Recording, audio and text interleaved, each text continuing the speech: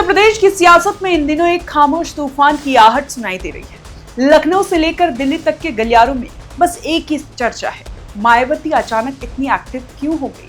2027 का चुनाव अभी थोड़ा दूर है, लेकिन बहुजन समाज पार्टी की मुखिया मायावती ने जिस तरह से अपनी कमर कस ली है, उसने बीजेपी और सपा जैसे दिग्गजों के माथे पर बल ला दिया है।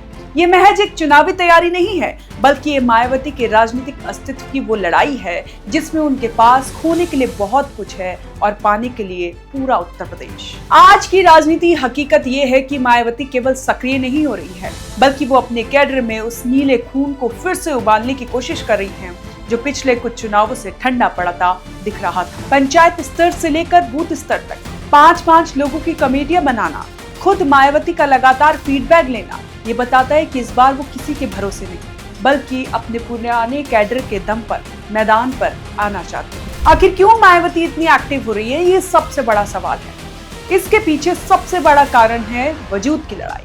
पिछले एक दशक में बसपा का ग्राफ जिस तेजी से नीचे गिरा है, उसने विरोधियों को ये कहने का मौका दे दिया था कि हाथी अब थक चुका है।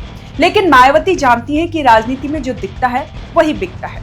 अगर वो अभी घर से बाहर नहीं निकली तो 2027 तक उनके पास अपना कोर वोट बचाने के लिए भी कुछ नहीं बचेगा। वो दिखाना चाहती है कि आयरन लेडी अभी भी गेम में है। दूसरा बड़ा कारण है दलित वोटों में सेंधमार। कांग्रेस और सपा जिस तरह से पीडीए यानी पिछड़ा दलित अल्पसंख्यक और संविधान बचाओ के नारे के साथ उनके वोट बैंक में घुसपैठ कर रही है, उसने मायावती को अपनी रणनीति बदलने पर मजबूर कर दिया। क्या मायावती को अपनी सियासी जमीन खोने का डर है? बिल्कुल, और ये डर जायज भी है। एक वक्त था जब उत्तर प्रदेश में बिना मायावती की मर्जी के पत्ता भी नहीं हिलता था, लेकिन पिछले विधानसभा और लोकसभा चुनाव के नतीजों ने बसपा को हाशिए पर ला खड़ा किया है।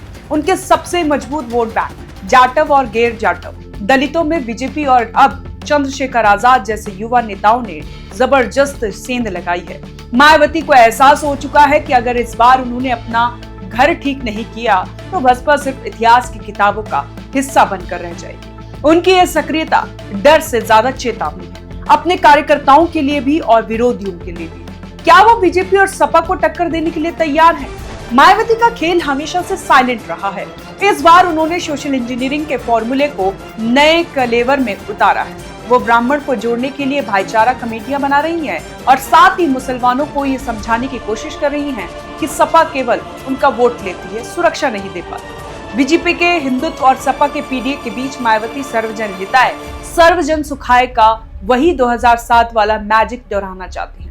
हालांकि आज की बीजेपी बहुत मजबूत है और सपा बेहद आक्रामक। ऐसे में मायावती के लिए रास्ता कांटों भरा है, लेकिन राजनीति में मायावती को कम आंकना हमेशा से बड़ी भूल रही है। मायावती के लिए सबसे बड़ी चुनौती क्या है, इसको समझना भी बहुत जरूरी है।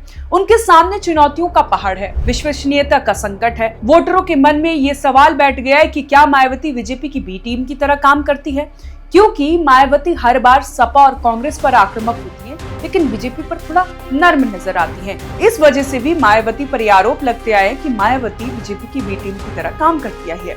इस छवि को तोड़ना उनकी सबसे पहली प्राथमिकता होगी। संसाधनों की कमी, सत्ता से बाहर रहने के कारण पार्टी के पास फंड और संसाधनों की वो ताकत भी नहीं रही जो बीजेपी के पास है। युवा नेतृत्व का अभाव, हालांकि उन्होंने अपने भतीजे आकाश आनंद को सामने किया है, लेकिन वो मायावती की तरह उतने आक्रामक बहुत कम नजर आते हैं। लेकिन मायावती पीछे से पुरजोर कोशिश करती हैं कि युवाओं को साधने के लिए उनके भतीजे आकाश आनंद की भूमिका एकदम सक्रिय रहे। आज का युवा वोटर आक्रामक राजनीति पसंद करता है। मायावती का पुराना प्रेस नोट वाला अंदाज नए दौर के वोटरों से कनेक्ट नहीं कर पा रहा है। आकाश आनंद को आगे लाकर उन्होंने एक कोशिश जरूर की है, लेकिन उन्हें स्थापित करना भी बहुत बड़ी चुनौती है। 2027 की जंग महज एक चुनावी नहीं, बल्कि मायावती के लिए करो या मरो की स्थिति है। वो पंचायत स्तर पर कार्यकर्ताओं में जान फूंक रही है, हर मंडल की खुद समीक्षा कर रही है, साफ कर चुकी है कि वो किसी से गठबंधन नहीं करेंगी। लेकिन बीजेपी के साथ उनका सॉफ्ट कॉर्नर कुछ और ही बताता है।